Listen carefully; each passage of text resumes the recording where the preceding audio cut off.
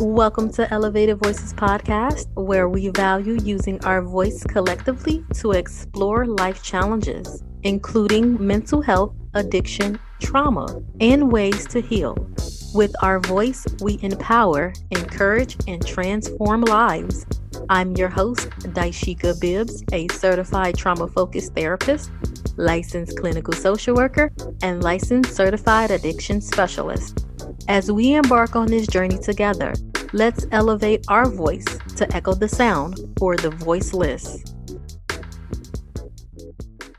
Having a better understanding of what mental health is and how to take care of your mental health is a vital part of keeping yourself healthy. In today's episode, business owner Laquan Rice and I discuss maintaining a healthy state of mind as an entrepreneur, how juggling multiple responsibilities place a great deal of stress on your mind and body, as well as the importance of dealing with unresolved trauma and how it can play a role in how you handle stress.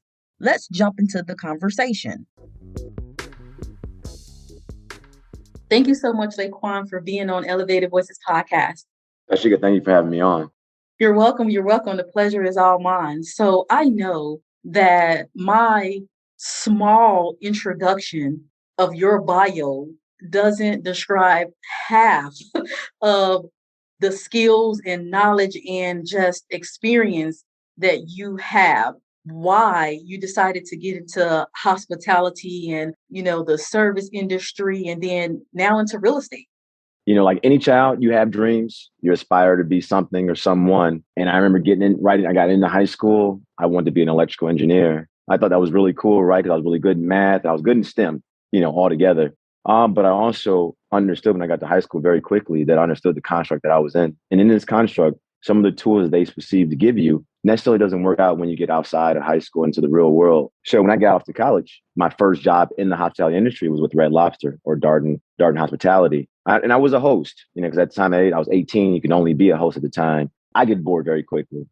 So I remember speaking to one of my managers, like, listen, I don't want to host anymore. Is there anything else I can do? And I don't know if you remember at the time, there was Cordell Stewart, who had played for the Pittsburgh Steelers. He played quarterback, running back, wide receiver, punt returner, and kick returner, the multiple things, right? And so they offered a position to me, like, listen, you come to work and you're just going to be in multiple positions. So in multiple roles in any given shift. And I like, that was kind of cool. I was able, see people, host, have conversations, expedite, run food, wash dishes, whatever it took. I was able to get that done. And that's kind of how I knew, like, maybe this industry is for me, because it was so interchangeable. But I also knew at the same time that I wanted, at some point in my life, I wanted my own business. That's a lot, especially when your boss challenged you to do all of those jobs in one, because a lot of people probably couldn't handle multiple positions, let alone doing like multiple tasks. How did you maintain a healthy state of mind? That's a really good question. Healthy state of mind. First, you got to know that the mind isn't healthy, right? Like in college, outside of me working 40 hours a week, I was taking 18 hours. Like, you hear about stress, but you have no idea what it's currently doing to you. And not that I had behavioral issues. Like, when I think about it, man, I behaved like an idiot at times. Like when I was 19 years old, right? Rather it was, going to the bar and taking 10 shots in the first hour. Like, that doesn't make any sense. But outside of that, my sleep habits were bad. My eating habits were bad. Like me taking care of my skin, I did a really bad job at that. And I was irritable a lot of the times. And when I look back, right, now I understand how much pressure I was under, and it takes a really long time to understand that. Right. And I think I do a really good job of analyzing myself and being really self-aware. But even the most self-aware, there's things that you just don't even recognize about yourself sometimes. Very true. And I know that you said that you placed a lot of pressure on yourself and not even knowing and realizing that you were literally going through an ordeal of stress growing up. What was some of the beliefs that either you were taught or that you learned about caring for your health? I want to say I have a great family, because maybe one day they may hear this. They were great people, but they were also unaware. And the fact that they were unaware about mental health, they couldn't tell me anything. So all I was told, pray, ask God for help, and don't be telling the white man your business. That's all I knew, right? Right. And so I believe religion is great, and I understand in our community that is the form for hope for us, right? To get out of bondage, because I believe that our culture, our people are still in bondage. Is that God has the answers for everything, and yes, it may be so fitting, so right, Right. but it takes someone to recognize the root and the stem of our issues. And I don't believe religion digs deep enough to figure that out outside of praying to God and coming to church. And so, like for me, like man, I was understanding that because I grew up in the church, so I was understanding this very quickly that some of the answers that I was hoping to get that I could not get because certain things you couldn't question. Growing up, like I would watch my mom. My mom, she's a loving, beautiful human being. Like I watched how she dealt with her trauma. It was by drinking. I watched my uncles and my auntie. I just watched how like they dealt with trauma and they dealt with it in the way like a child would deal with an issue.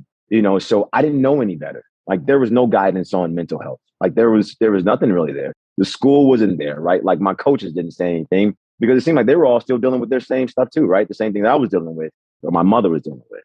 There wasn't any advice. And then at that same time, being a Black male, like it was always about, just be a man, suck it up, right? You got to take care of your mom.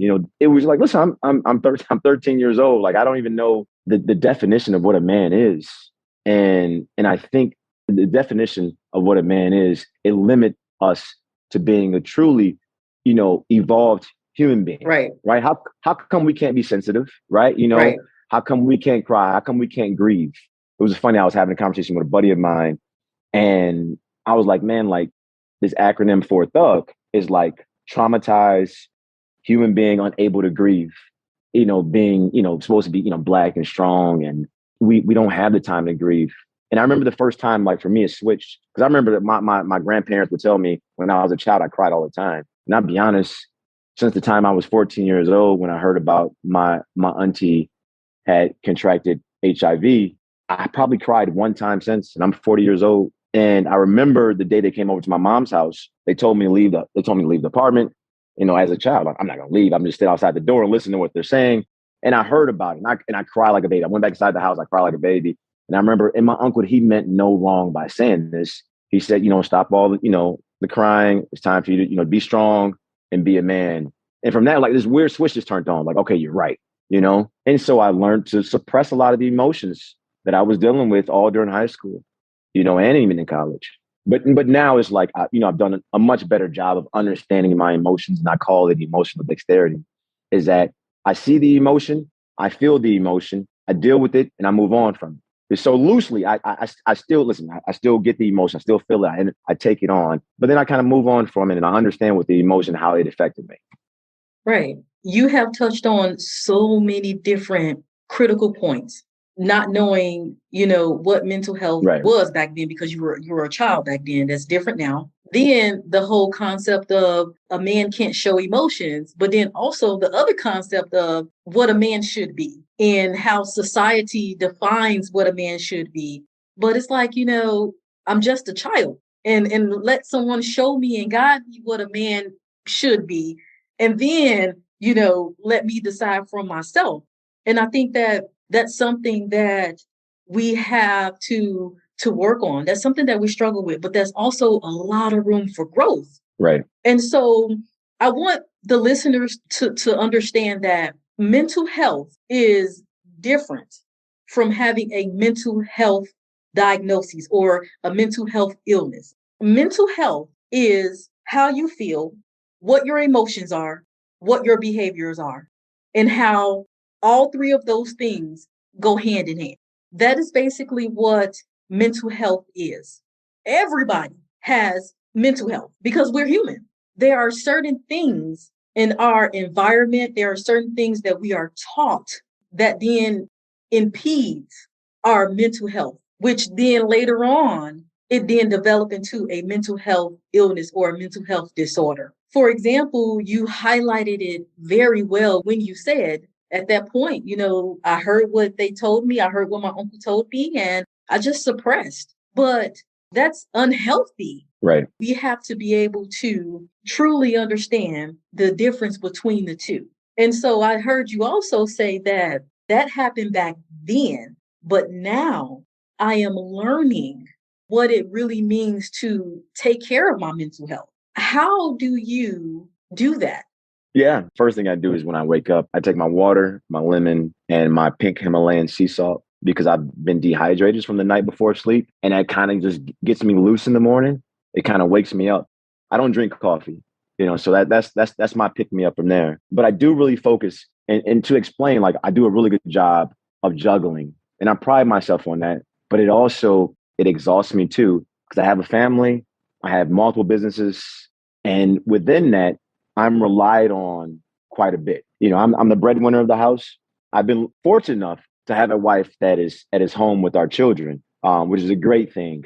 But then here, being an entrepreneur, I get a lot of phone calls, text messages, emails about decisions, and I would get cognitive fatigue. You make decisions all day long, and at some point, the mind breaks down of continuously making decisions. And so I then knew I had to find space for myself and time for myself. So what I do quite often, I would have solo dinners, meaning it is me. I sit in the corner, I do audible listening. And so I sit there and I have a dinner and it's peaceful, right? Like that's my serenity. I get a hotel room to myself once a month, every month, where literally I pop up on the bed, I order pizza, whatever it is, whatever junk food I want to order, I watch TV, I get some work done, and I sleep solo. And then another thing is I enjoy having my family dinners.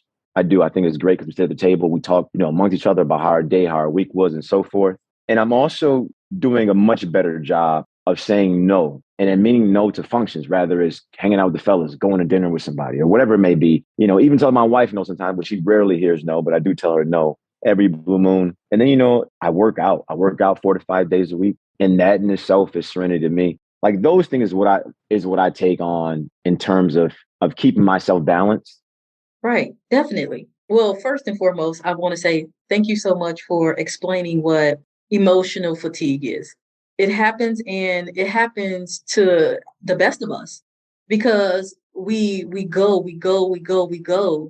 and we never stop to take care of ourselves. Sometimes we, don't know that it's okay to stop in order to take care of ourselves because of, things that we have learned in our childhood growing up. And, what does that look like in prioritizing, what's important, because sometimes we don't learn that. Right. Now that you have learned that and being able to implement those skills is very important. So you laid out a nice amount of things that you do for yourself to basically refill your cup. And so one of the things to highlight is when we talk about mental health and we talk about the emotional component of it, we talk about the cognitive component, which is the way that you think. And then we talk about the behavioral component, which is the actions. Maintaining healthy mental health is important. And again, you laid out a great way to do that. But most people truly don't understand how those three things are connected. Right. And so if you're running on E, you're more irritable, you're more, dismissive, your thoughts is clouded, your emotions are heightened, and most of the emotions are distressed emotions. When it comes to, behaving and acting, you're going to push people away. You're going to, probably snap at people. The other thing that I wanted to highlight is that wellness is the overall thing that you are aiming to accomplish. And that is wellness within your emotional, your financial, your social, spiritual, occupational, physical, intellectual, and your environment. So those 8 categories or those 8 areas are impacted when your mental health is poor. Absolutely. And both you and I have highlighted that. Why do you think that is so much stigma behind mental health? I think like when we hear about it, it ends in mental health. And I think people hear illness, right? Right. And I think you broke down the definition earlier, right? But I think still people sees illness at the end of it. I would tell like my friends and even I tell my wife, like today I'm just physically and emotionally compromised. Like I just am. I can't help anybody today. This is where I am. I think if people remove that, right? Let's remove illness for a second and focusing on how can we improve our mental health and our overall health. I think initially, right in the beginning, I think it can be accepted a little easier. But also, we have to understand that we have to be honest with ourselves. And honesty is key. Like, I had to be honest, like, man, I was short, I was irritable, I was angry. The one thing I don't believe in is spanking my children. When I go back, I remember I spanked at the time, my 2-year-old. And the only reason I spanked her is because of what my day was like. I could have dealt with her crying like a baby, a brat over a cupcake any other day, but it was about what I was dealing with that entire week. And I'm responsive and not reactive, always as a parent. I'm about listening because I think I might have been spanked twice as a child. And I look at the people that, around my age that I surround myself with have high levels of anxiety and depression. And I can only imagine what it feels like for a child to know that their parents are upset with them and knowing that they're waiting to get spanked and beaten by the person that they love the most. The amount of anxiety that puts on a child has to be enormous. So that's one thing I don't do. But in terms of we have to be honest with ourselves and look at ourselves in the mirror and recognize and be honest with some of the traumas that we've had in our childhoods. Because at the end of the day, thinking about this, and I say this all the time, is that adults are like little children. They still are in so many ways in terms of how they deal with their emotions in the world. And the reason being because they have never addressed the trauma in their life. And so I did therapy and she was great. For me, it was about, yes, I'm very self-aware and I feel like I have high levels of emotional intelligence, but also I'm not 100% right all the time. Maybe there is something about me that I believe that I thought I knew that I didn't know. And so I had to go to therapists to kind of express myself and the things that I dealt with as a child to understand how I was dealing with my stress. And by going to therapy allowed me to recognize some of the things that I was doing. That's how I found out I had cognitive fatigue. I would have had no idea what that meant at that time. So me knowing that I needed to focus on one, being a better husband, being a better father, being a better son and a grandson and cousin and so forth was truly for me to get the most out of myself. And the only way I can do that is taking a look at some of the traumas that I've dealt with as a child. And maybe I just put them away and maybe I need to bring them back to light to address things that can enable me and to help me in the future. Right. Speaking of trauma and being able to face your trauma, that is a very scary thing for a lot of people. Trauma is my specialty. I have a passion for that work because it's much needed. A lot of individuals that I see when we talk about, raising awareness about, mental health and how do you heal and how do you grow and how do you be a better person, a better you, right? You nailed it. You said basically, I had to look at myself. I had to be honest with myself in order to say, you know what? I need to be able to take a step back and I need to be able to reevaluate that. But it's really hard for people to reevaluate themselves if all they know is dysfunction, all they know is brokenness, all they know is basically what they have been taught or witnessed or seen or picked up throughout their childhood. Not saying that your childhood was like that, but just speaking in general, because there are a lot of people out there who childhood is and was, and they're struggling trying to figure out who I am and how I fit into this world, not realizing that, I need to be able to take care of my mental health. Going back to that word, right? That magic word, meaning I need to take a step back. I need to look at, how my childhood, how my adolescence, how that impact the way I think, how I address my emotions, how I handle my emotions, therefore, and how I react to certain things, right? Again, your emotions, your thoughts, and your behaviors, they go hand in hand. When you have been told you can't express emotions, when you have been told, oh, suck it up, oh, you're weak, you're a crybaby, real men don't do that, real women don't do that. Then you honestly, the more you hear that, the more you internalize that, the more that plays in your mind over and over and over and over and over. And sometimes parents, sometimes society don't understand what they are molding because as a child, we're sponges. We soak up every single thing. So if what we're taking and digesting is toxic, if it's unhealthy, honestly, how do you expect someone to grow into a healthy adult, right? You can't. No, you can't. Like again, you touched on a ton there. I have these conversations all the time. I told myself, as much as I do a lot of the work that I do, yes, it is absolutely 100%, for, my family. It is, but it doesn't stop there. Like, I know what it's like back home. I know what it's like for my brothers and sisters. I know what it's like, what life is like and the amount of stress that they deal with. And at the end of the day, for me, the only way to pay off my debt is to be a servant for God and me being a servant for my people. And it's like, with all the dysfunction that we deal with daily, it's like a never ending cycle. And it's like, man, like how do you end it? Yeah, we can keep putting band-aids on things and, bandage and this and that. And like at the end of the day, like, listen, that band-aid comes off, those wounds will eventually reopen. And so it's like, we got to figure out a way to get to the root of some of these issues. And it's really learning how to love ourselves while still facing all the difficulties that we have in front of us. And like, listen, I know like religion is a great tool. Going to church is a great tool. We got to find a way to do it on a level to where said person isn't intimidated or feel like it just needs to be a little more of a welcoming environment. And church, yes, church is, but church can also be judgmental, right? It can be, and you can feel that way because I know guys I talked to a lot in their youth who didn't want to go to church because of how they were going to be looked at when they got there. So it's like, is learning how to love ourselves. And that starts normally with a child, starts with their parents. Again, it's just so tough, Dysheka. It's this cycle. And I don't know if I have the answer on how to break that. Right. The only thing I can do is like, man, like how can we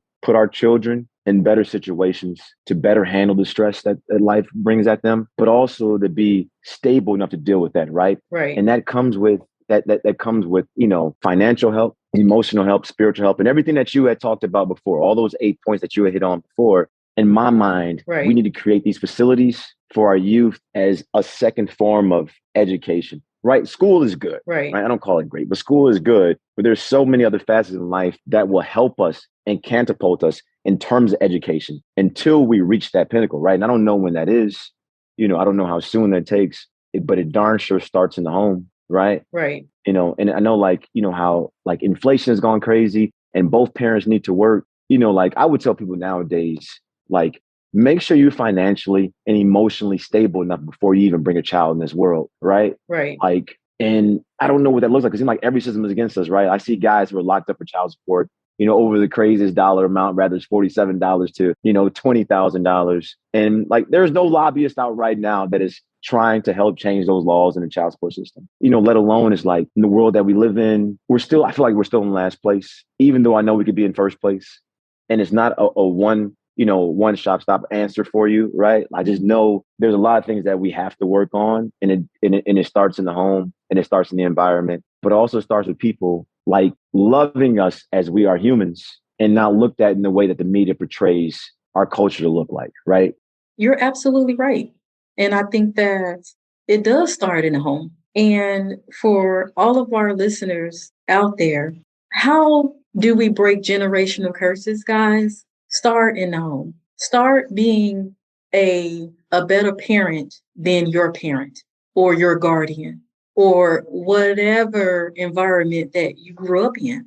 Being able to tackle those past traumas, being able to do self-reflection, being able to be truthful with yourself, and being able to seek help. It's okay to do that. Like Laquan said, is the church can only get you so far. Your family and friends can only get you so far. You yourself can only get yourself so far. Being able to reach out for help and being able to say, you know what, hey, and let me retrain my brain. Because that's basically what all of this is about, is being able to retrain the brain. Because we have learned and we have picked up all of those unhealthy ways of thinking and feeling and reacting, right? Those are habits, and habits can be replaced. And so I think that taking the initial step and starting in the home is the number one thing that you can do. But also, I remember the phrase, and I know that, I'm not the only person out there that have heard this, is what happens in his house stays in his house. Why you telling the family business and secrets? Holding on to secrets and holding on to that stuff, because that's what I call it, stuff. You hold on to that and you carry that with you in every relationship that you have. I was having a conversation with my cousin I said to him, I said, drinking and smoking is not how you cope. You're just masking the problem. Allow yourself to deal with those emotions that you're feeling. Because after you suppress the emotions with the alcohol and the marijuana, right, that wears off. What do you have left? Mm-hmm. You still have those same emotions. You still have those same thoughts in your head. So again, it's a never ending cycle. That cycle is how what we call it mental health disorder or mental health illness. That's how that develops. Mm-hmm. It's about admitting that we're not perfect, right? Not necessarily admitting that something is wrong with us. It's about admitting that we're not perfect. And the goal is always trying to find a way to improve who we are as humans so we can have the gratitude for the next human being. And that takes time. Like, I think people, they can go to school, they can go to college, they can go to the hardest college in order to get 6 degrees. And that takes a lot of time and effort, right? Right. For me, it's like you can continue to go to school over and over again, but you can't take the time out, look yourself in the mirror to do the work on you. Having a ton of degrees, that is great, right? That is like, you can put it on your walls, but it truly doesn't change who you are inside. And that takes continuous work every day. And I feel like in terms of fear, that's probably what people are afraid about most, is truly identifying some of their imperfections as who they are. Even joining a support group around people who has dealt with trauma, and they don't have to even look like us, right? They can look like anybody because everybody's dealt with some type of trauma. And then also, I believe like what is so important, it is having a purpose in life. Because I believe there's so many people walking around in this world who are unfulfilled, and that they're unfulfilled because they don't have a purpose. And like when you're unfulfilled, you're literally just living. Or actually, I take that back, you're dying at a really slow rate. And so whatever that looks like, what purpose is, and for me, like anytime, like there's no better feeling in the world, at least for me, in helping somebody out. Like my staff would tell you, I walk around here, with quotes all the time, quotes on the wall. I send motivational videos, whatever it takes, right? And maybe it can be an annoyance at times, but at the very least, they know I have their best interest at heart. Yeah. You never know what your grace and what your generosity can do to someone. You never know what someone's day is like, what they are experiencing at home, what they're going through. And your kindness, a hi, just a smile can literally make or break a person. Absolutely. If someone wants to learn more about you, if someone wants to reach you, ask you questions, how can they reach you? I can be reached at ricelaquan@gmail.com. My Instagram handle, it is LaquanRice23. And then on Facebook, it is Laquan Rice. So I can be reached out in a multitude of ways. You can also even call the restaurant if you choose to do so. And our phone number here is 773-697-4153. Our website is www.theduplexchicago.com. All right. Well, there you have it, listeners. Being able to take care of your mental health and, of course, stop by the Duplex and grab you a bite to eat. So do both. Why not, right? So thank you so much, Laquan, for being on Elevated Voices Podcast. Very welcome. Thank you, Dysheka. You're welcome. I know we gon' elevate. Thank you for tuning in to Elevated Voices Podcast, where we enjoy using our voice to share information which promotes growth and change. Never feel like you are alone. Join our Elevated Voices podcast community at elevatedvoices_ on both Instagram and Twitter. Stay tuned to bi-weekly episodes wherever you get your podcast. If there's a topic that you would like me to cover, or if you have questions, you can send me an email via my Elevated Voices Podcast Facebook page. And remember, don't forget to let your voice be heard.